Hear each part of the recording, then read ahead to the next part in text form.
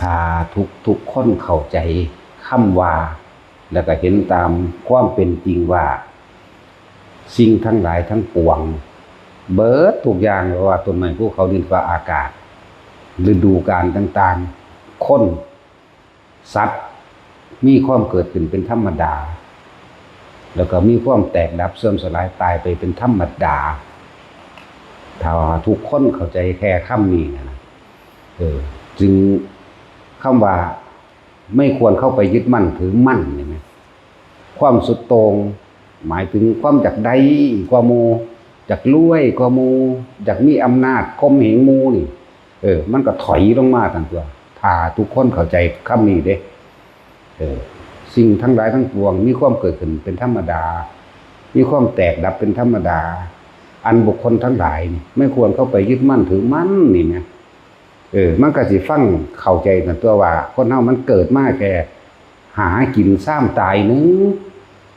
นั่นบ่ล่ะสิ่งที่จำเป็นสำคัญที่สุดในชีวิตมนุษย์ทั้งหลายอาหารยารักษาโรคเครื่องนุ่งห่มที่อยู่อาศัยแต่เรียงตามลำดับจริงๆเกิดเป็นมนุษย์ขึ้นมาอาหารอาหารที่อยู่อาศัยเครื่องนุ่งห่มยารักษาโรคเท่านี้นึงเด้มันต้องมีอยู่ไม่กินเป็นบ่มีเครื่องนุ่งห่มกับทางตะกี้คนก็มีเสื้อผ้าใส่ดอกเนาะ ก็กินไปซ้ำตายคือเก่าอยู่บ่ต้องไปเว้าถึงพุทธกาลหรือยิ่งเนิ่นนานเป็นเอาแค่100 ปีขึ้นหลังบางเผ่าบางจำพวกคนยังบ่มีเสื้อผ้าใส่อยู่นี่แม่เอาแค่100 ปีนี่ก็ได้หน้าแล้วก็หากินไปซ้ำตายเทียบอย่างนึงคือสัตว์เนาะแต่สัตว์มันก็บ่ได้นุ่งเสื้อผ้าเด้เนาะมันก็ปลาหำบ่โตๆอยู่เด้ล่ะ แม่นบ่ล่ะครับมันก็หากินไปซ้ำตายนึงเด้ล่ะเท่านั้นนึงแม่ถ้าเฮาเข้าใจสัพเพธัมมานารังอภินิเวสายะสิ่งทั้งหลายทั้งปวงนี่มีความเกิดเป็นธรรมดามีความแตกดับเป็นธรรมดาอันบุคคลทั้งหลายไม่ควรเข้าไปยึดมั่นถือมั่นเฮาก็สิเข้าใจคำว่ามัชฌิมาปฏิปทาแปลว่าอย่าสุดโต่งทั้งสองส่วนอย่าอยากใดอยากดีอยากมีเกินไปหาอยู่หากินแค่สืบไปวันๆแล้วมันก็สิฟังว่าสัตว์โลกมนุษย์ทั้งหลายเป็นสัตว์สังคมการอยู่ร่วมกันก็ต้องอาศัยเมตตากรุณามุทิตาและอุเบกขามีหยังก็พึ่งพาซึ่งกันและกันสงสารกันคนเฮาบ่มีผู้ใดอยากให้ผู้ใดมารังแกมาทำลายหรือลักสิ่งของเองบ่ข่มเหงของเองดอกเมื่อเฮาเข้าใจตัวนี้เฮาก็เอื้อเฟื้อเพื่อแผ่ซึ่งกันและกันกับหมู่มนุษย์ทั้งหลายแล้วเฮาเป็นสัตว์สังคมอยู่ร่วมกันมีหยังก็แบ่งปันกันแต่ว่าอันนี้มันบ่เข้าใจเรื่องว่าแค่หากินซ้ำตายหรือว่าสิ่งทั้งหลายทั้งปวงบ่มีอีหยังจีรังจังยืนจักอย่างดอกอันนี้มันเข้าใจว่าจีรังจังยืนมันจังบืนใส่กันมันจังรังแกข่มเหงกันเอาเปรียบกันเข็นฆ่าทำร้ายและทำลายกันให้ผู้ใดผู้หนึ่งเสียหายเพื่อจักได้มาซึ่งตัณหาแห่งตนความอยากของตนบำรุงบำเรออารมณ์ของตนเองมันจะบำรุงไปหอดใสมันก็ตายคือกันนั่นแหละเนาะสั้นแล้ว นั่นแหละที่เพิ่นแสดงออกมาเนี่ยถ้าเข้าใจคำนี้แล้วค่อนผ่อนคลายในความยึดมั่นถือมั่นในทรัพย์สมบัติยึดมั่นถือมั่นในว่าบ้านกูของกูตระกูลกูนี่ไหมนี่ก็อีกอย่างกับของกูบ่ได้เนาะผู้ใดรังแกตระกูลกูบ่ได้เมื่อดูถูกตระกูลกูเนาะตระกูลพ่อตระกูลแม่ย่นลงมาบัดนี้ลูกพ่อลูกแม่ย่นลงมาแล้วเหลือกูตัวกูนั่นแหละบัดนี้มันสั่นแล้วเพราะว่ามันบ่ฟังแล้วก็น้อมก็มาใส่ความจริงของเจ้าของเองจ้ะความจริงที่เฮาเห็นผู้อื่นก็ตายมาบ่แห้งปู่ย่าตายายตายมาแล้วแน่พ่อใหญ่แม่ใหญ่พ่อทวดแม่ทวดตายมาเลยแหละเนาะบัดนี้บางคนก็พ่อแม่ตายให้เห็นแล้วเด้อล่ะเนาะจังว่าเจ้าของก็ตายคือกันนะในขณะที่บ่ทันตายตัวเองเป็นทุกข์เป็นร้อนเป็นกังวลเป็นร้อนห้น กับเรื่องใดคิดเบิ่งเอาเขาเจ้าก็หากินซ้ำตายเอาผู้ก็กระดอแท้นะก็คือสิอยากได้ก็มูแท้อยากมีอำนาจก็มูแท้ผู้นั้นก็ตายผู้ญาตายายกูก็ตายแล้วผู้นั้นก็ตายผู้นั้นก็ตายอะไรมามันก็แม่นของเพิ่นได้เนาะมันก็ลดความยึดมั่นถือมั่นลดอารมณ์อยากลดความเห็นแก่ตัวจนหมดความเห็นแก่ตัวใดตัวนั่นบ่ล่ะแต่นี่มันบ่แม่นติสมัยหนึ่งพุทธเจ้าเฮาเสวยชาติเป็นโพธิสัตว์แต่ว่าเกิดในตระกูลลิงเด้เขาพากันไปเที่ยวป่าหมู่กษัตริย์แต่ว่าล่ะกษัตริย์คนพากันเสด็จประพาสป่าป้าเดินไปเห็นลิงตัวหนึ่งมีสีสันลักษณะแปลกกว่าหมู่เป็นลิงขาวให้ทหารเสนาบดีจับมาได้พระราชามันถูกใจกลับมาอยู่เขาก็จับได้ตัวคนมันหลายหาวิธีจับจนได้แต่ว่าลิงนั่นเป็นลิงโพธิสัตว์เด้เจ้าอุปนิสัยหมู่มนุษย์ดีจากว่าล่ะเอาเข้าไปปุ๊บมนุษย์ทั้งหลายเป็นผู้มากโดยความเห็นแก่ตัวถ้าไม่ทำถูกใจเขาจะทำร้ายและทำลายเราถึงขั้นฆ่าล้างทำลายแม้ตัวเราเองก็ได้แม้ตระกูลแห่งเราก็ได้ยิ่งเป็นประเภทกษัตริย์ผู้มีอำนาจถือครองว่าประเทศนี้ก็ของกูบ้านเมืองนี้ก็ของกูต้นไม้ป่าไม้ภูเขาสายน้ำก็เป็นของกูทั้งหลายนี่ล้วนแล้วแต่เป็นบริวารของกูจำเราต้องอยู่ให้เป็นนี่บัดนี้ลิงโพธิสัตว์อันนี้กษัตริย์บอกให้เฮ็ดหยังก็เฮ็ดนำเด้เข้าใจว่าล่ะเพราะมันเป็นของเด่นกษัตริย์อย่าลืมเด้อแม้เยาวกษัตริย์ก็สามารถประหารชีวิตผู้มีอายุมากได้แม่นบ่ล่ะที่เพิ่นมีคำที่บอกว่า4อย่างไม่ควรประมาทไฟคือเฮาไม่ขีดไฟตะกี้การไม่ขีดพญานาคเนาะขีดจวดมันเดียวสามารถเผาบ้านเผาเมืองได้ทั้งหมดเนี่ยไฟจะประมาทว่ามีจำนวนน้อยก็อาจสามารถที่จะเผาล้างทำลายบ้านเมืองทั้งหมดได้เห็นบ่ล่ะกษัตริย์นี่แม้จะเยาว์วัยก็สั่งประหารบุคคลผู้อื่นได้ด้วยเห็นบ่ล่ะภิกษุแม้บวชใหม่เห็นบ่ล่ะสั่นตัวก็อย่าประมาทนะภิกษุแม้บวชใหม่อาจมีคุณธรรมสูงสินะเพิ่นบ่ให้ประมาทเด้นั่นแหละ เพิ่นมีธรรมของเพิ่นในหันอยู่แล้วอยู่มาลูกกษัตริย์หลานกษัตริย์เขาก็เอิ้นกษัตริย์ทั้งเบิดนั่นแหละเราจะบอกพระบรมสารีวงศ์นั่นแหละเหลนกษัตริย์เอานั่นให้มันกินมันก็กินบอกเต้นมันก็เต้นบอกฟ้อนมันก็ฟ้อนบอกหอยโหนบอกหาวบอกนอนเด้เบิดทั้งว่าตั้งกษัตริย์ผู้ใหญ่จนถึงเยาวกษัตริย์ต่อลูกหลานเลื่อนหล่อนกษัตริย์ก็อยู่ในตระกูลกษัตริย์ทั้งเบิดเฮ็ดตามใจเบิดเป็นที่รักที่พอใจของมหากษัตริย์บัดของผู้เป็นกษัตริย์ลิงตัวนี้อยู่น้ำเฮามานี่ก็ 2-3 ปีแล้วเธอก็เป็นคนที่น่ารักนั่นล่ะแต่ว่าสิ่งที่ลิงจดจำมาเวลากษัตริย์ขึ้นบัลลังก์จากว่าล่ะสั่งให้ไปยึดทรัพย์หมู่บ้านนั้นจันทคามนั้นสั่งให้ไปกั้นน้ำไม่ให้น้ำไหลบุคคลผู้ไม่ทำตามคำสั่งของเรามั่งเห็นป่ะลิงจือเด้จือเอาลิงโพธิสัตว์นี่บ้านนั้นก็ของเราสายน้ำห้วยน้ำหนองน้ำของเราทุกคนนั่นอยู่ใต้อำนาจแห่งเราทั้งหมดต้องทำตามเราบ่ว่าแต่กษัตริย์ผู้เดียวเมียกษัตริย์ก็ว่าในหลายๆเมียพร้อมลูกกษัตริย์ก็ว่าอันใดก็ของกูอันใดก็ของกูอันใดก็ของกูทั้งหมดผู้ใดขึ้นเมืองกูพ่อกูปู่กูย่ากูแม่กูเห็นมั้ยอันนั้นก็ของกูนี่ดิ้งจือเอานั่นแหละบัดนี้เวลาไปเบิ่งเขาประหัตประหารกันลงอาญาบัดนี้เพราะอีหยังเพราะไม่ทำตามใจกูดิ้งก็เห็นเวลาเขาจับโจรขโมยได้จริงๆบางคนก็บ่แม่นโจรขโมยแต่ทำผิดใจกูเฉยๆนี่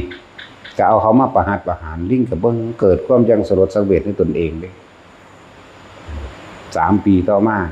ปล่อยไปนี่แล้วก็ขึ้นแลนเข้าฝูงตนเองแหละ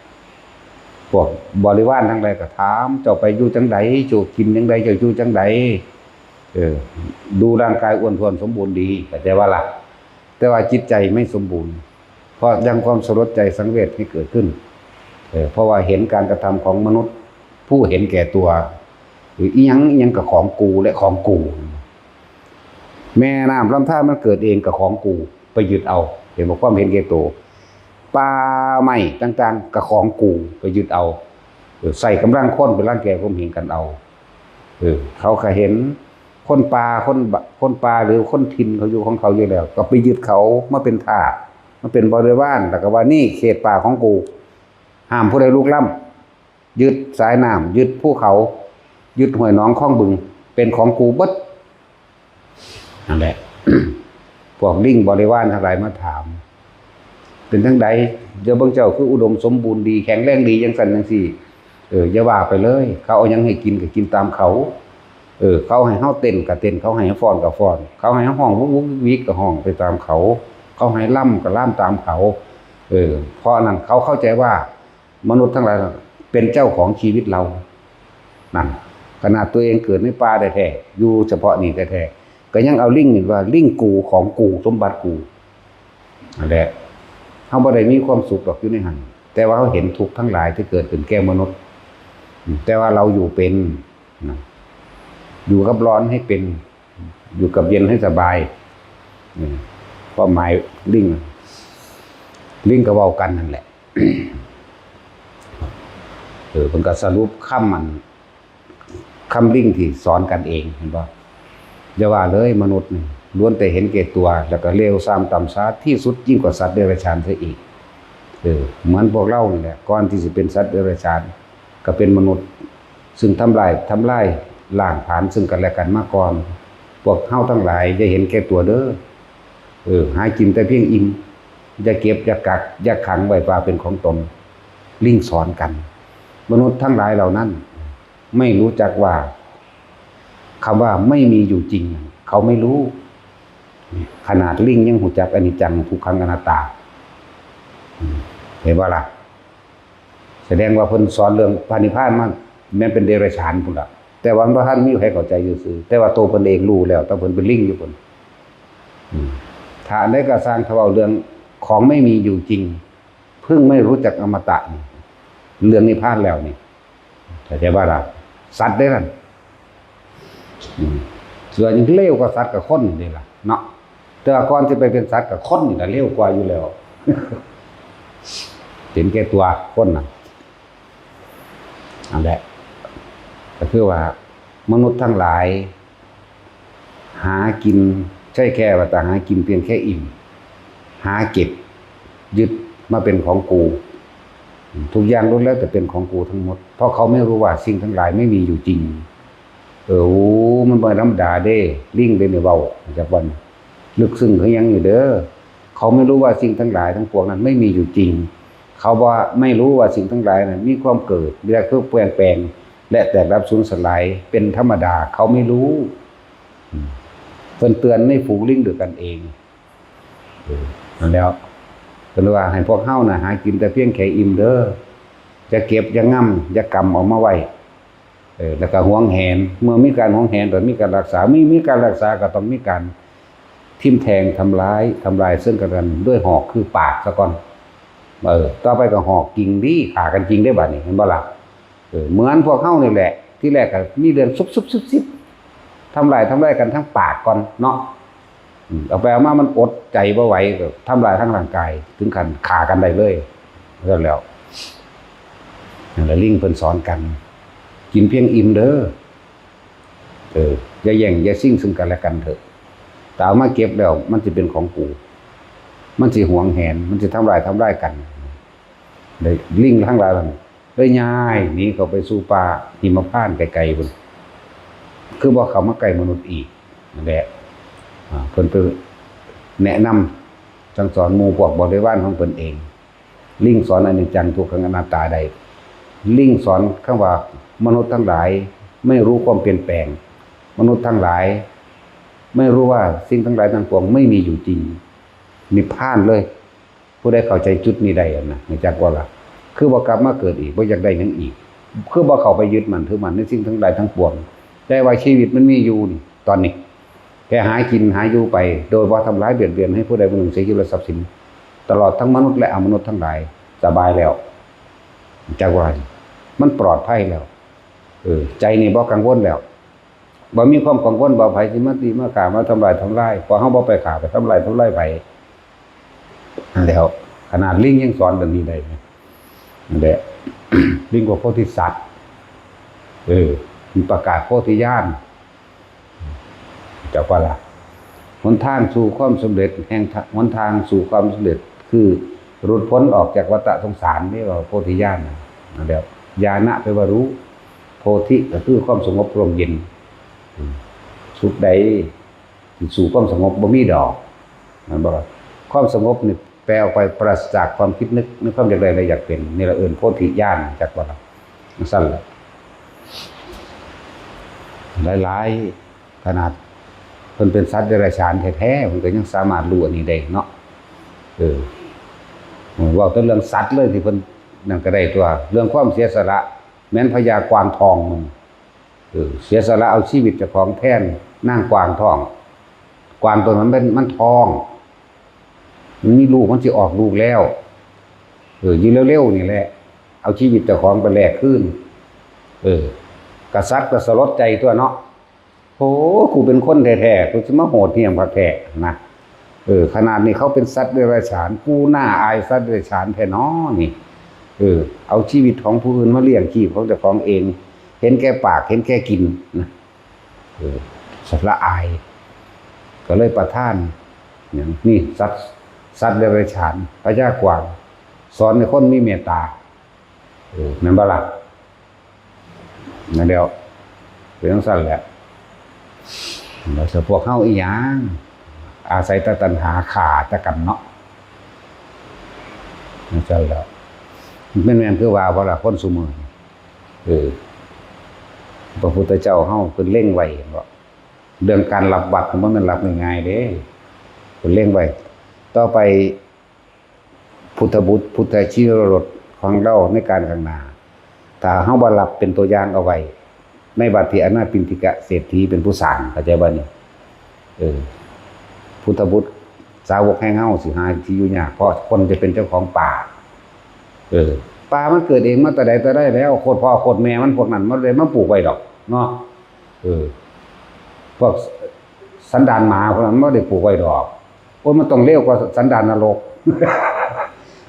พวกนั้นมันบ่ได้ปลูกไว้ในป่านั่นน่ะแต่ว่ามันเป็นเจ้าของมันสั่นแล้วเป็นเจ้าของป่าเป็นเจ้าของน้ำเจ้าของห้วยต้นไม้อันพวกเฮาปลูกขึ้นใหญ่ขึ้นเองแท้ๆพวกเฮาปลูกเอาเองมันยังเป็นเจ้าของเด้โอ้ยปานบ่โคตรพ่อโคตรแม่มาปลูกไว้เนาะหมาสี่แม่มึงนี่ซ้ำพอมันเกิดอยู่สันนรกนี่สั่นเด้อีหลีแม่นบ่ล่ะเฮาเว้าเลยตรงๆเลยกรมป่าไม้หยังก็สร้างวรรณอุทยานหยังก็สร้างเว้าให้ตรงๆเลยนี่เขาบ่ได้มาปลูกจักต้นดอกตามภูเขาตามนั่นก็สร้างแล้วมาจัดกันขึ้นมาเป็นนั่นกฎหมายขึ้นมาแล้วชาวบ้านจริงๆนั่นน่ะไปตัดเอานั่นน่ะแค่สร้างบ้านพอได้อยู่แม่นบ่แต่ว่าพวกเขาน่ะทำกฎหมายว่าสัมปทานแม่นบ่ล่ะมันเฝ้าไว้ขายเนาะเอาถ้าว่าบ่แม่นให้กูตายโลดถ้ามันแม่นให้สุตายเบิดเอาแม่พ่อกับแม่มึงปลูกไว้อยู่บ่มึงคือหาก็เกิดนึงเนาะเป็นกันด้วยเพราะมันเจ็บใจจักบ่ให้มันเจ็บใจมันทุรนทุรายไม่สั่นแล้วบ่มีหยังพูนรถส่งเป็น20คัน30คันไหลล่มชาวบ้านคือตาสินสิเอาได้บ่มีปัญญาเอาบ่อันโอ้ย 2-3 คนโอบเนาะเอาได้อยู่บ่ปานนั้นน่ะเอารถไปแกออกมาได้อยู่ในภูเขานำเมืองโอ้ยธรรมดาบ่จังซั่นแล้วอีหลีนี่แล้วเป็นจังสิบ่แม่นนั่นแหละพุทธเจ้าเพิ่นเล็งเห็นการไกลแล้วเขาสิเป็นเจ้าของต้นไม้ป่าไม้สถานที่ขี้ดินมั่งหั่นมั่งนี่สร้างกฎหมายขึ้นมานี่สร้างเพื่อบังคับข่มเหงรังแกกันดอก ตะกี้บ่ได้มีปกครองโดยธรรมตะกี้บ่มีเด้ศีล5นี่แหละปกครองกันคนมีสัจจะคนมีความซื่อสัตย์ต่อกันเพราะว่าพระเจ้าไปปล้นมาบอกครับโลดเด้บ่ได้มีเล่ห์เหลี่ยมเด้ซุมื้อนี้ฆ่าตายเห็นๆนี่พูนออกบ่ได้ตั้งใจปืนลักลั่น นั่นแล้วกะโลกมันขาดศีลธรรมเว้นกรรมก็ตามท่านคือเก่านั่นแหละยังก็เลยเบิ่งเด้ออันทั่วประเทศไทยเฮานี่บ่หาแต่ทั่วโลกก็ได้เวลารถซุ่งอันขนใหม่ย่างใหม่หยังแน่ล่ะที่ละ20คัน30คันเริ่มคือมาจับเนาะก็จับจังได๋ก็เขาขายเอาเองขายให้พ่อค้านั่นแหละแม่นบ่ล่ะส่งไม้แปรรูปอย่างนั้นอย่างนี้แม่นบ่ล่ะบัดนี้คือว่าถูกกฎหมายบัดแค่คนเอาไปเผาทานไปหาจับเขาโอ้ยลูกเขาอีหาหมาสิแม่มึงเอ้ยเผาทานที่ไปจับเขาเผาทานอาทิตย์นึงมันสิได้อยู่บ่แล้ว2 สอบ 3 สอบมันน่ะก็เผาไฟมันคั่วเลื่อนซื่อมันบ้าอำนาจเนาะมันบ้าเด้พวกนี้ว่าแต่ของมีอำนาจว่าซั่นบ่มีกฎหมายใดห้ามตายดอกบักลาเด้อบักลาบักหำกฎหมายบ่มีลาเอ้ยนั่งเอ้ยบ่มีกฎหมายว่าห้ามบุคคลผู้นี้ตายบ่มีนั่นแล้วศูนย์เด้นี่บ่ศูนย์บ่เว้าดอก แต่ไม่มีกฎหมายห้ามตายกูสิย้านมึงอยู่กูบ่ย้านมึงเด้แต่กูก็สิตายอยู่ มึงก็สิตายคือกันพวกเห็นแก่ตัวสามารถทำร้ายได้เบิดแม้คนหมู่มากเป็นร้อยเป็นพันเป็นหมื่นเป็นแสนเป็นล้านความเห็นแก่ตัวของคนผู้เดียวเด้อทำร้ายคนได้เป็นหมื่นแสนล้านนั่นแหละมันสั้นแหละจึงบอกว่าทุกคนสามัคคีกันเด้อเหมือนคนล้านฆ่าคนผู้เดียวบ่ได้บ่เด้อนี่มันบ่บาปดอกฆ่าคนเลวนั่นนะมีเฮานี่เว้าออกเปิ้งๆผู้เดียวเลยนี่บ่ต้องย้านดักมันผิดวินัยกูมันเลยอยู่ในแล้วเหนือกรรม เหนือกรรมสั่นแหละ แล้วทุกคนยังกระสร้างสามัคคีนี่คือพังได้ทั้งเบิดเข้าใจบ่สามัคคีนี่คือพังได้ทั้งเบิดก็แล้วกันได้คนไผมาทำลายเฮาได้ดอกเนาะแต่พวกเฮามีความสามัคคีกันลักษณะนั้นมันเลยเป็นเรื่องใหม่เลยเด้นี่ เลยไปหาขาคนเลยเด้นี่ ขาแมงรถสาวคนเร็วบ่บาปดอกมีผู้เดียวนี่เว้าบ่ออกอากาศอยู่นี่นั่นซั่นแหละมันเหนือกรรมนั่นล่ะ ของเฮาแบออกตลอดเฮาบ่ได้กรรมไว้เลยเนาะมันก็เลยเอิ้นว่าเหนือกรรมอันใดมันบ่ยุติธรรมใดบ่ถูกเมียนดิฉันแต่บาปหลายสันตติอมาตย์ฆ่าหลายตัวแล้วยังเป็นอรหันต์ได้เนาะแสนกว่าองค์สุลิมานเอ้ยกระจอกดอกซำนั้นฆ่าน้อยโพด เห็นบ่ล่ะนายโจรกาศทั้งเป็นโจรแล้วถ้ามันสิฆ่ามันเท่าไหร่ได้อนาคามีเสยอยู่นี่แหมจังซั่นแล้วมีตัวอย่างอยู่ดอกเมียน หามาไว้รถถังจะคันก็ได้ดอกเฮาหรือ2คัน หาจรวดอาพีจีมาไว้ผู้ใดมาลุกล้ำยิงแมงโลด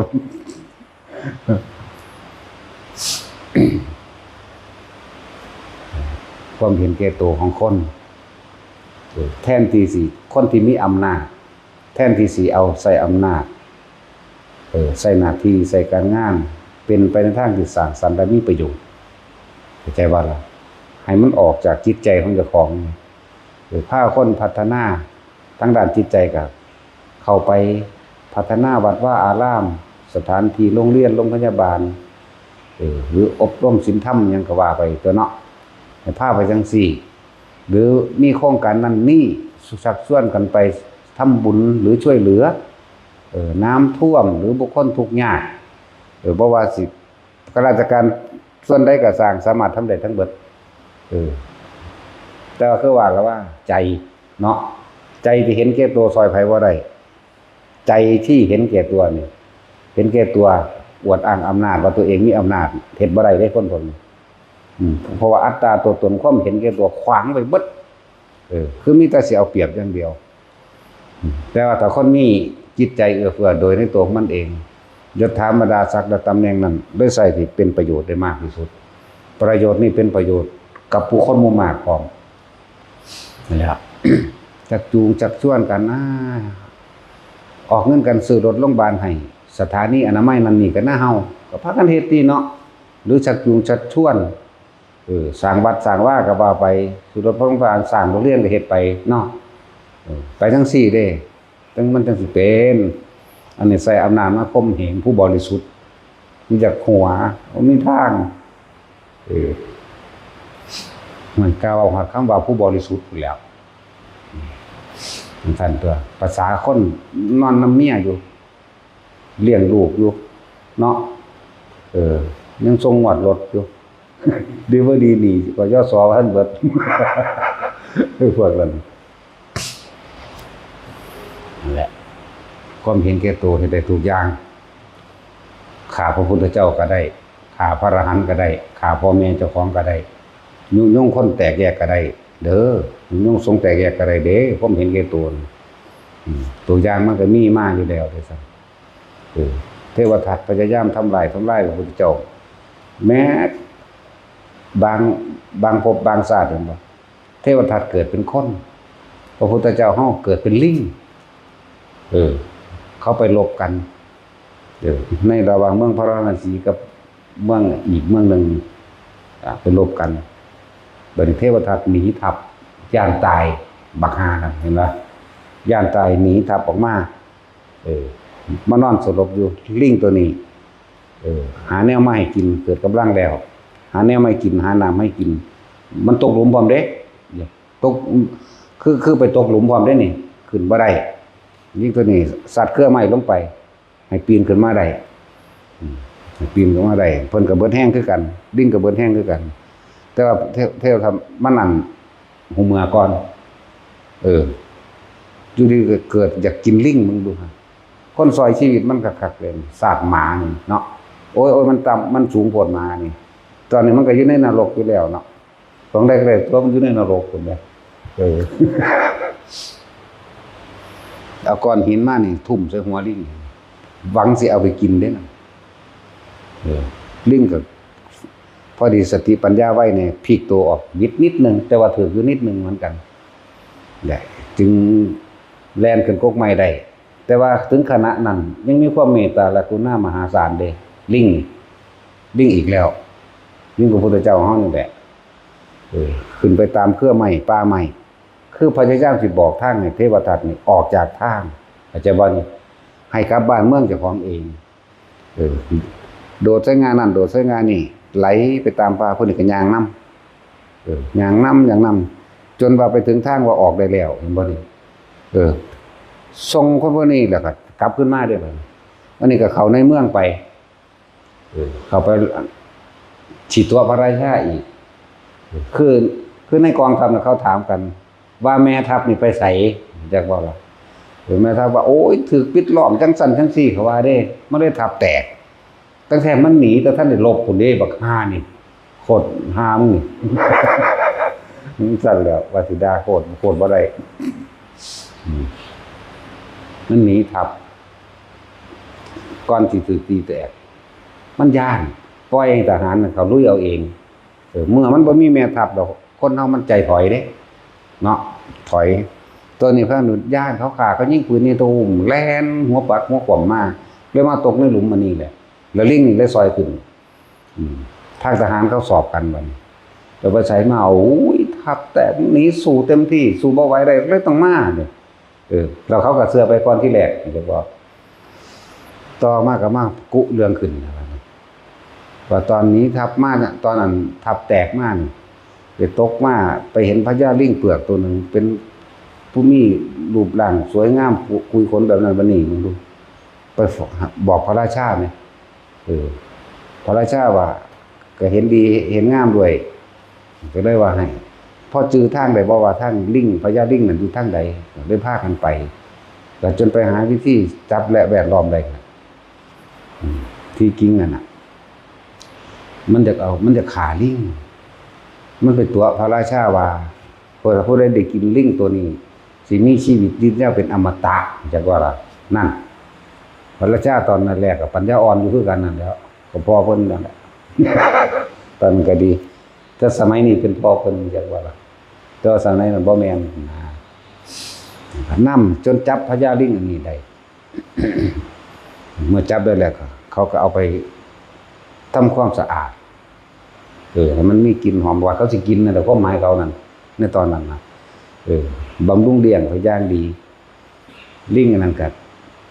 คือสิเว้าภาษามนุษย์ได้อยู่นั่นแหละเว้าแต่คำว่าเก็บไม้ลอยน้ำขึ้นมาดีกว่าช่วยเหลือคนอกตัญญูเว้าที่จังซั่นเก็บไม้ลอยน้ำขึ้นมาดีกว่าช่วยเหลือคนอกตัญญูนะว่าไปอยู่มาเรื่อย7 มื้อ 8 มื้อเขาสงสัยได้ครับก็กษัตริย์สงสัยเป็นหยังคือเว้าแต่คำนี้นะเก็บไม้ลอยน้ำขึ้นมาดีกว่าช่วยเหลือคนอกตัญญูก็เลยว่าพระเจ้าท่านว่านอนมันมีความหมายว่าจังไดก็เลยเว้าเรื่องราวต่างๆเรื่องราวที่ว่านี่เทวทัตนี่หนีทัพมาแต่ที่แรกเดี๋ยวมาตกในหลุมเบิดกำลังผู้ฆ่านี่หาผลหมากหลากไม้ทิ่มลงไปให้กินซอยเหลือขึ้นมาแล้วลากเอาไม้ลงลากไม้ลากลงไปเพื่อให้ไต่ขึ้นจากหลุมให้ได้ผู้ฆ่าก็เบิดกำลังก็เลยแอบเสือบรับไปนิดนึงแต่ว่าเห็นคนผู้นี้ใส่ก้อนหินทุ่มหัวก็เลยพลิกหนีได้ทันก็เลยมีความหมายว่าเก็บไม้ลอยน้ำขึ้นมาดีกว่าช่วยเหลือคนอกตัญญูและผู้นี้บ่แม่นทับแตกแต่ว่าหนีทับปล่อยให้ทับแตกกษัตริย์รู้เรื่องที่นั่นแล้วจะเอานำมาถามที่มาบังคับเอาที่ปานนั้นยังสิขีดตัวอยู่เขาก็สอบร่องแม่ทัพนายกองต่างๆที่หนีมีชีวิตรอดมาบัดนี้มันทางนี้ผู้เห็นสั่งพวกผู้ขาลุยแล้วแต่ของทันแลนหนีนั่นตัวบ่ได้ที่จำนวนโดยหลักฐานกับพยานพร้อมผู้นี้เห็นก็เห็นผู้นั้นก็เห็นผู้นั้นก็เห็นผู้เขาหลอดมาหนีบ่ได้ก็ซัดเอาไปฆ่าซ้ำตัดข้อเสียประจานตัวนั่นแหละกรรมที่เขาแกล้งกับพวกที่สัตว์พวกสัตว์ลิงเด้โอ้ลิง2 ศาสตร์หรือจะเว้ามานี่เนาะ บอกจะเป็นสัตว์ก็ได้ทั่วนั่นแหละแล้วเพิ่นก็สั่งสอนแสดงธรรมเด้สั่งสอนแสดงธรรมให้กับกษัตริย์เด้ความเห็นแก่โตอาจสามารถแต่คนผู้นี้นี่หมายถึงนี่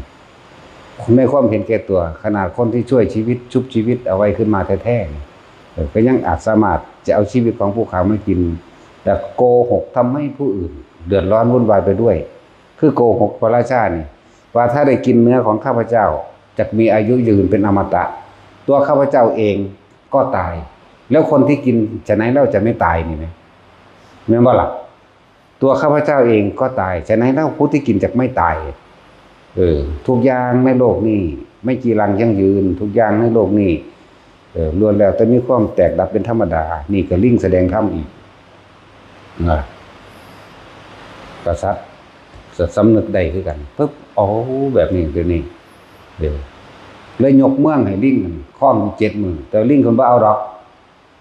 อันนี้บ่สมควรแก่เราผู้เป็นสัตว์เดรัจฉานสมควรแก่พระราชาขอประทานราชวังและเมืองนี้คืนนั่นแห่ส่งไปตัวบัดแล้วปกครองโดยธรรมมาเลยก็ได้ธรรมมาจากลิงตัวนี้เด้อแล้วจังซั่นแล้วขนาดสัตว์เดรัจฉานก็ยังรู้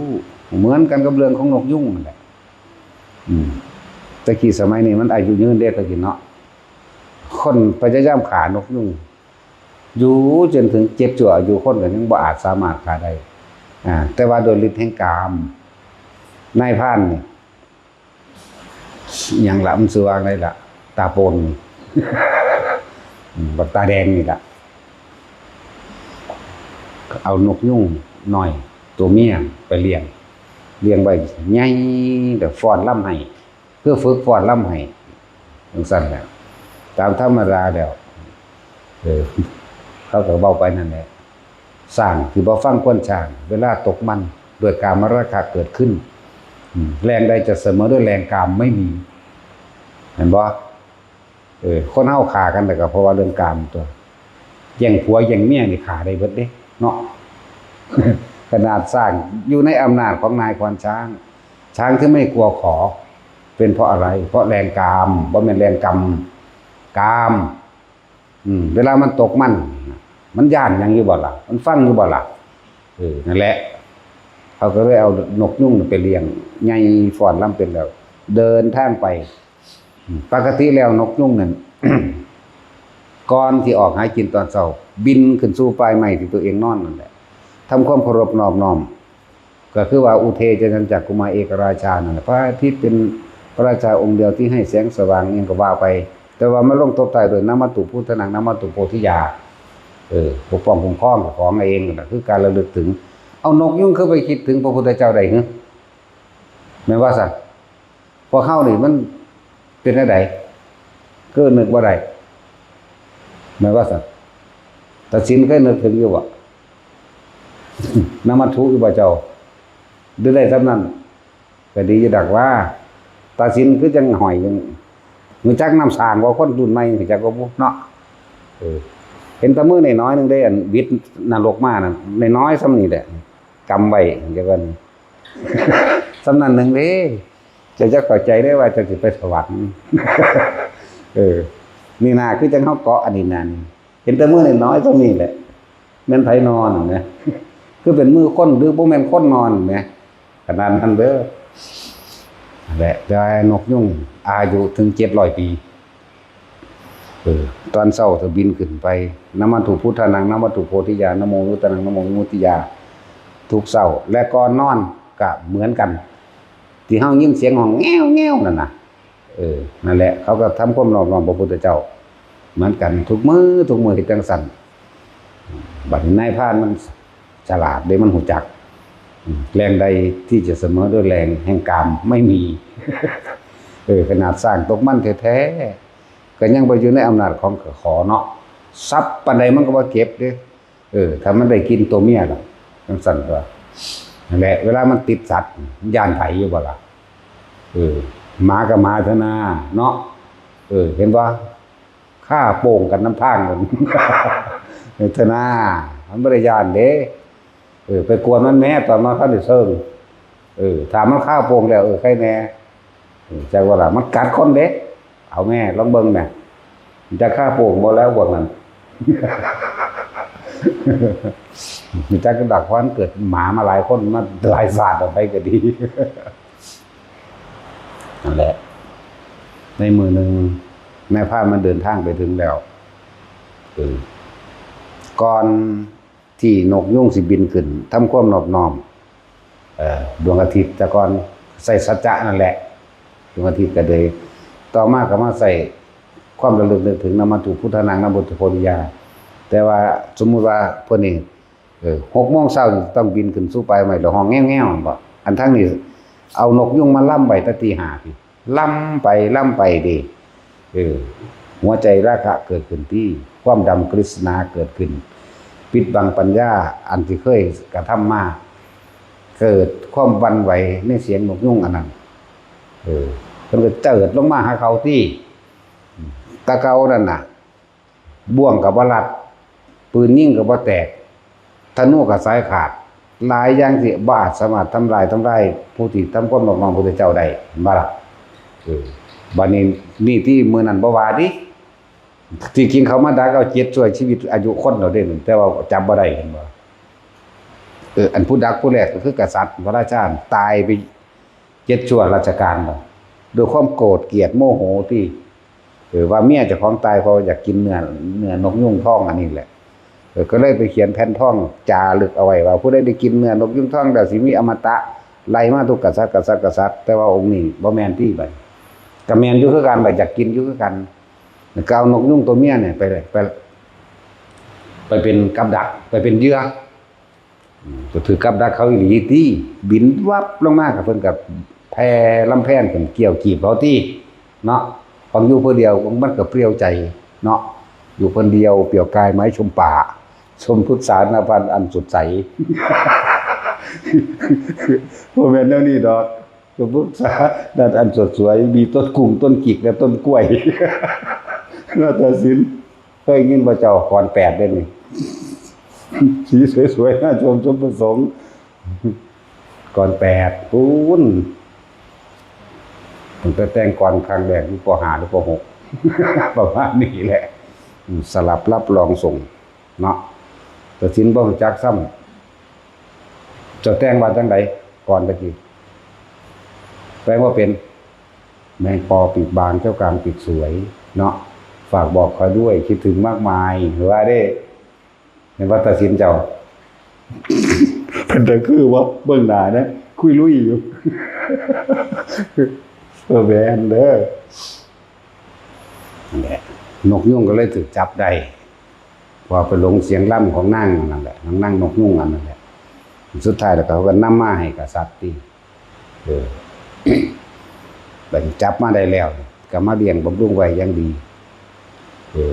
ในมือหนึ่งกษัตริย์ก็ลงมาถามเอาแผ่นทองมาอ่านจารึกไว้ว่านี่ตั้งแต่กษัตริย์ตนนั้นเขียนมาไว้ว่าถ้าผู้ใดได้กินนกยุ่งอันนี้สิเป็นผู้มีชีวิตอมตะนกยุ่งกระเทศคือกันตัวผู้ขายเองก็ต้องตายคนกินเป็นหยังสิว่าตายเนี่ยบ่ล่ะนั่นแหละนกยุ่งก็เลยเว้าในลำลึกในอดีตศาสตร์การก่อนให้ฟังนกยุ่งระลึกชาติได้ยังก็ล่ะสมัยเกินการก่อนนั้นตัวเฮาเองก็เกิดเป็นกษัตริย์ของเมืองนี้และเป็นผู้ตั้งเมืองพระราชสีแห่งนี้โดยซ้ำไปลบล่าขาฟันมาจนเกิดมาเป็นคนตั้งสัตว์ในนี้ถ้าบ่เชื่อว่ามียังเป็นคติตัวอย่างเป็นเครื่องอุปกรณ์ยืนยันหรือว่าเป็นพยานหลักฐานใดรถคันที่ขี่ไปลบในสมัยนั้นจมอยู่ในกองน้ำอันนี้บัดเขาก็ไปวิทย์ขึ้นมาก็มีอีหลีซื้อว่าจังซี่ซื้อว่าจังซี่สลักไว้ในพระขันมั่งสลักไว้ในหยังรถม้านั่นแหละมั่งก็เริ่มมีความเชื่อแล้วแต่ว่าด้วยกรรมอันนึงก็เลยให้ไปเกิดไปเป็นนกยุ่งนั่นแหละเพราะการปกครองมั่งตะกี้ก็บ่ได้อยู่ในทัศพิธราชธรรมนกยุ่งแสดงธรรมแสดงทัศพิธราชธรรมกับกษัตริย์เรียกว่าล่ะก็เว้าหลายอย่างขึ้นชื่อว่าความเป็นอมตะในโลกนี้บ่มีจักอันจักอย่างชีวิตของมนุษย์ทั้งหลายบ่หาความจริงดั้งยืนมาได้แม้ตัวเราเองผู้เป็นนกยุงในขณะนี้เป็นต้นตระกูลจะชื่อว่าเป็นปู่ของท่านด้วยซ้ำไปเบิ่งธรรมดาว่ะแล้วเลือกสร้างให้พวกกษัตริย์ถึง7อายุคนนะ7ชั่วอายุคนเด่นแต่นกยุงนั่นยังบ่ทันตายอยู่พวกนี้ตายไปแล้วก็เลยเว้าเรื่องนางอันนี้หมายถึงเมียกษัตริย์นั่นที่จริงจากฟังธรรมจากนกยุงแต่คนมันไปแปลความเข้าใจผิดฝันว่านั่นหมายถึ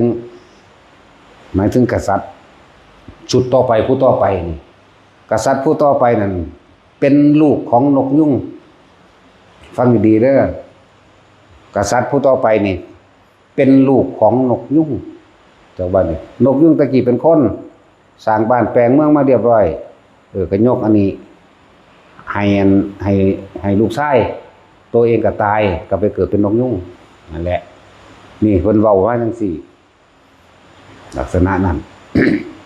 เรื่องกรรมบางอย่างเลยไปเกิดเป็นนกยุงเพิ่นก็วางซี่แล้วก็ไล่เรื่องอดีตชาติแล้วก็ไล่ต้นตระกูลมาเรื่อยเลยจนว่าทุกคนเกิดความเข้าใจเพราะว่าไปเบิ่งพยานหลักฐานอย่างต่างๆรถคันนั้นรถม้าตกอยู่ในบ่อน้ำทั้งนั้นแหละวิทย์น้ำขึ้นแล้วมันก็บ่มีแล้วมันก็แผ่นดินก็สูงขึ้นมาเลยเนาะเขาเรียกว่าขุดลงไปอีกจึงเห็นแล้วก็สลักอยู่ในพระขันเป็นสื่อนั่นบ่เพิ่นก็บอกสื่อเพิ่นถึกเจ้าเมืองพาราณสีต้นกำเนิดเจ้าเมืองพาราณสีชื่อว่าจังซี่ก็ว่าไปนั่นแหละจึงมีความเข้าใจกันซึ่งกันและกันว่าที่จริงแล้วเขาอยากฟังธรรมจากนกยุงแต่ว่าก็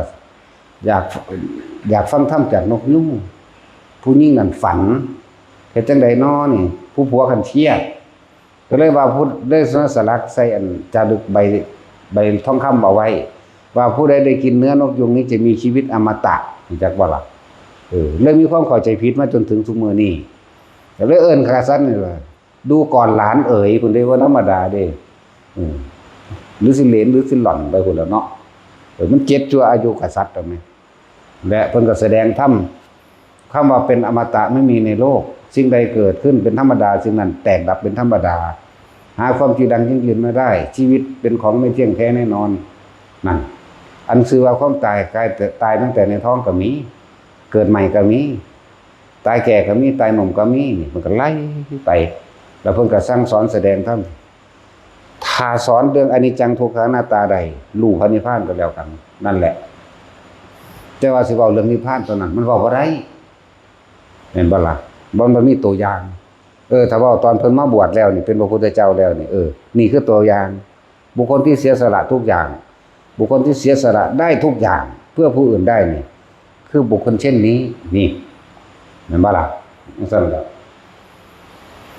เรื่องว่าเพิ่นจังมาสอนทัศพิสธรรมให้กษัตริย์ที่7นี่ครับฟังให้กับลูกหลานเลี้ยงหล่อนเพิ่นเองน่ะถึงจะเว้าได้ก็เลยเวียนว่ายตายเกิดเพิ่นบ่แรงอันใดจะเสมอด้วยแรงกามไม่มีเลยเนาะฟังดีๆแล้วว่ามันกรรมเด้กรรมก็ถูกในส่วนของเพิ่นเว้าถูกแล้วของเฮาน่ะเอามาเทียบแรงกามของเฮามันถูกน้อยๆนึงดอกของเพิ่นยังถูกหลายเป็นมาเทียบว่าตัณหาและราคะโดยกามราคะฆ่าคนก็ได้เนาะเฮ็ดได้เบิดทุกอย่างจังซั่นคนเฮานี่หาอยู่หากินเลี้ยงกันก็เลี้ยงอันเดียวแหละสิเป็นเลี้ยงหยังแม่นบ่ซั่นเลี้ยงอันเดียวมีหยังเริ่มต้นจากผัวกับเมีย2คนผู้หญิง2คนดังนั้นเป็นบริวารมันลูกหลานเหลนหล่อนความร่ำความรวยยศถาบรรดาศักดิ์อำนาจเป็นบริวารมันเด้นั่นบริวารราคะจากวันความยินดีพอใจในรูปลักษณะท่าทางของบุคคลที่พอใจที่รักใคร่ที่ยินดีเห็นบ่เมียก็ยินดีในผัวผู้หญิงก็ยินดีในผู้ชายผู้ชายก็ยินดีในเมียในผู้หญิงผู้ชายนั่นแหละดังนั้นเป็นบริวารมันเบิดแม่นบ่ซั่นเกิดจากความพอใจของคน2คนเด้เขาบ่ได้ว่าความรักเด้อันนั้นมันเหมือนความรักเด้ใครอยากในรูปในรสในกลิ่นในเสียงในสัมผัสทางกายถ้ามันเห็นบ่พอใจเบิ่งดูมันบ่ฆ่ากันโลดเนาะผู้เมียก็ฆ่าผัวได้ผู้ผัวก็ฆ่าเมียได้ลองเบิ่งแม่มันบ่แม่นความรักเด้พวกนั้น บ่ได้คือพระพุทธเจ้าเด้รักเหมือนกันแต่คนละรักอย่าว่าล่ะบ่ซั่นเพิ่นก็เอิ้นว่ากามคุณคนเฮาที่มันเฮ็ดอีหยังนำกันกับกามนั่นแหละมันสิเป็นแม่มันหยังเนาะแม่นบ่ซั่นโอ้ยว่าคุณศูนย์ขึ้นแล้วบัดนี้เป็นเรื่องของกามนั่นแหละเอาของหลานผู้ใดคนหนึ่งมันไปถึงอีกลูกอีกผู้หนึ่งตีมันเรื่องศูนย์จะขาเด็กน้อยๆมันก็ขาได้นี่ไงบริวารแห่งกามไหมมันบ่ล่ะเด็กน้อยกับเด็กน้อยผิดกันแต่ว่าลูกเจ้าของหลานเจ้าของอันเลื่อนจังน้อยแต่ว่าเขาบ่เป็นหยังเขาหัวศูนย์ให้โลดเนาะเอาไว้ถ้าบ่แม่นน่ะบ่เหลือเจ้าคนที่บ่เป็นแม่นเบิดนั่นสิบ่แม่นป่ะแล้วอีหลีนี่แหละนี่แค่บริวารน้อยๆเด้นี่เนาะซั่นแล้วคือลูกเจ้าของไปถือเขารังแกจังซั่นแหละนั่นแล้วนั่นแหละบริวารแห่งกามเบิดทุกอย่างตกอยู่ใต้อำนาจแห่งราคะเบิดนั่นแหละราคะโทสะโมหะราคะแปลว่าความยินดีพอใจในรูปลักษณะท่าทางของบุคคลนั้นเห็นบ่ล่ะเมื่อราคะรูปแล้วก็ลักษณะท่าทางกันรสแห่งกามนี่แหละจักบ่ล่ะกลิ่นเสียงสัมผัสทางกายนี่อันพาเวียนว่ายตายเกิดฆ่ากันไปฆ่ากันมาบางชาติก็เกิดเป็นคนได้ฆ่าสัตว์บางชาติก็คือเป็นสัตว์ที่ถูกฆ่าเวียนกันไปเวียนกันมากระโตนี่แหละถ้าคนเวียนว่ายตายเกิดก็เลยแม่ว่าล่ะอันนั้นบริวารมันดอกอยากรวยเอาที่แรกบ่ได้หูจักว่าผู้ใดรวยผู้ใดบ่รวยเด้อคิดเบิ่งดีๆเด้อว่าตระกูลมักบ่ได้ไปสืบเบิ่งดอกว่าตระกูลรวยหรือบ่รวยพ่อแม่มีมูลหลายบ่เนาะบ่เห็นกันที่กรุงเทพนำกันเลยเนาะบ่จัก เอ้าเป็นจังสิบ่แม่นเด้อนี่ เห็นอยู่ไสก็สร้างแม่นอยู่บ้านก็สร้างบ่ได้เกี่ยวกับสิรวยบ่รวยบ่ได้เกี่ยวกับว่าโอ้ถ้ากูเอาผู้นี้กูสิทุกข์เด้อบ่คิดดอกก็เห็นน่ะมันปิ๊งกันน่ะนำกันเลยมาสร้างครอบครัวภายหลังเนาะแม่นว่าสัตว์มันบ่ได้สืบว่านิสัยดีบ่สันดีดอกมันเอากันซะก่อนแม่นบ่ล่ะมันสั่นตัวนั่นแหละมาอยู่นำกันถ้ารักใคร่พอใจกันอยู่ก็คอยสร้างครอบครัวไปนำกันเริ่มฆ่าสัตว์เริ่มลักทรัพย์เริ่มตัว มีเบิดเด้เพื่อหยังสิบำรุงบำเรออันนี้แหละที่มันหยังอยู่ดีมีสุขแหละนะไปหันตะวันแต่ก็มีลูกมีหลานไปได้บัดนี้ก็หานั่นหานี่มาเพื่อลูกเพื่อเต้าเพื่อเราเพื่อหลานตายโอ้ยสาหากินซ้ำตายซื่อยังกระดอกกระเดียดแต่พวกสัตว์เนาะ คนเขาบ่ยอมรับความจริงได้ถ้าเฮาว่าสัตว์แม่นบ่ล่ะคิดว่าเจ้าของเป็นมนุษย์ประเสริฐติมันว่าได้แม่นเลวยิ่งกว่าหมาอีกก็มีเยอะแยะเลวกว่างัวอีก เลวกว่าปวกอีกปวกมันกินแต่ไม้เด้กับขี้ดินล่ะ คนรู้สึกแตกแมงวัตถุอย่างล่ะโอ้ยเป็นแต่ศูนย์เนาะเข้าใจว่าเด้ทุกคนมันเป็นทุกข์เพราะหยังเข้าใจบ่เด้อราคะเข้าใจราคะบ่รู้จักผู้เหี่ยวบ่หรือจะเอาภาษาแบบซื่อสัตย์หรือเอาภาษาบริสุทธิ์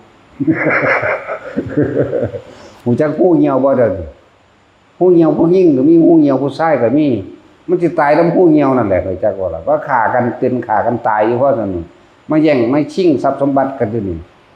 สิว่าหยังน้องกับอ้ายค่ายตามกันมามันยังฆ่าเอาสมบัติกันก็ผู้เหี่ยวอีกตัวแม่นบ่ล่ะซั่นตัวมันยังสิบ่แม่นจะลดสังเวชกับมันได้ไปหยังหรือจะเอาอีกหลายๆตะทินเอาอีกว่าเบ้าดอกกระถินเล่าสื่อสัตว์ สื่อสัตว์อยู่จะมาถามข่อยเด้พ่อบ่เป็นได้ข่อย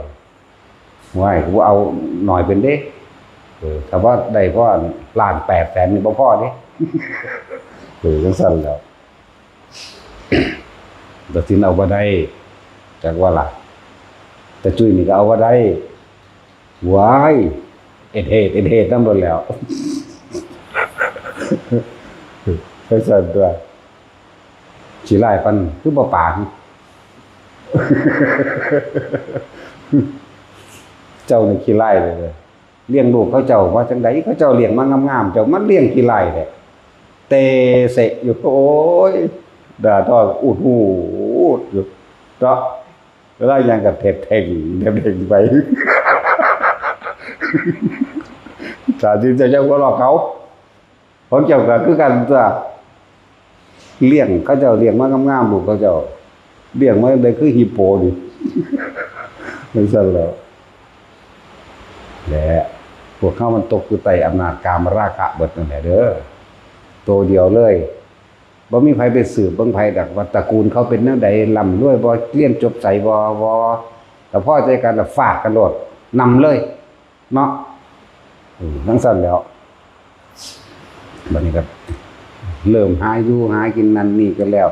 หรือว่าท่านมีลูกบางคู่ผิดใจกันแล้วหวงกันเนาะจะเอาผู้เดียวรักไว้สนองครอบครองตัณหาเจ้าของเด้นี่ตอนนั้นอธิบายกันฟังก็ตีกันฆ่ากันตายก็มีเลิกกันก็มีเนี่ยบางสันตัวบางคนได้ลูกแล้วก็เลิกก็มีสารพัดนั่นแหละเรียกว่าโทษทั้งเบิดนั่นแหละมาเกิดอีกเด้อ ให้ก็ดีที่บอกว่าธรรมะเท่านั้นเด้อจะเป็นทางออกได้จากบอกว่าการรู้ความจริงการเอาชีวิตเจ้าของเองกับประสบการณ์ที่ผ่านมาเปรียบเทียบกับคำสอนพระพุทธเจ้าถูกสมุทัยนิโรธมรรคเปรียบเทียบหลายๆนั่นแหละฟังเอาเรื่อยๆแหละแม่นตันเดียวดอกแต่โอ้ยถ้าจะเข้าใจคำเดียวมันก็บ่ได้ยากเลยสิ่งทั้งหลายทั้งปวงมีความเกิดขึ้นเป็นธรรมดามีสิ่งทั้งหลายทั้งปวงเหล่านั้นย่อมมีความแตกดับเป็นธรรมดาอันบุคคลทั้งหลายไม่ควรเข้าไปยึดมั่นถือมั่นอย่างเงี้ยบุคคลผู้ใดยึดเข้ามาเป็นอารมณ์ผู้นั้นย่อมอยู่กับทุกข์จมอยู่กับกองทุกข์กองไฟคือราคะไฟคือโทสะไฟคือโมหะลุ่มหลงแล้วเมาเวียนว่ายตายเกิดอยู่แค่นี้นึงเด้ตั้งสั้นแล้วนั่นแหละเอาสรุปเรื่องนกยุงบัด นกยุ่งเมื่อสั่งสอนแสดงธรรม กับพระราชาเลยครับขึ้นสู่ภูเขาแห่งตนเท่านั้นแหละส่วนพระราชาก็อยู่ห้องลึกบ้านของเมืองโดยทัศพิตราชธรรมก็เข้าใจดีแล้วแนวนั้นน่ะ แต่จังหวะมันมีที่มาหลายๆอย่างเป็นนั่นคือให้ทองละมัดถุอย่าลืมทองมามัดถุเด้อ ไปก็ดีมันบ่ได้หาก็เกิดขึ้นได้เรื่องมันเกิดขึ้นมานานแล้วแหละอันนี้เว้าแต่เรื่องโพธิสัตว์ที่เป็นสัตว์เนาะเป็นปลาดุกมื้อนั้นแล้วโอ้เราเป็นตะเลโตนเป็นปลาดุกเป็นกระต่ายเป็นเว้นไว้ต่อสัตว์ที่น้อยลงไปกว่านกกระจาบนกกระจาบนั่นแหละเนาะน้อยลงไปกว่านั้นบ่เป็นใหญ่ที่สุดก็คือช้างแต่ประเภทปลาก็เป็นปลาเข็งปลาหมอแม่นบ่แม่นตัวปานนั้นก็เรียนสูงมาเฮ็ดหน้างงได้หยัง ใหญ่สุดในตัวปลาก็คือเป็นปลาฉลามถ้าเป็นปลาบ้านบ่เป็นอ้าวบางชาติ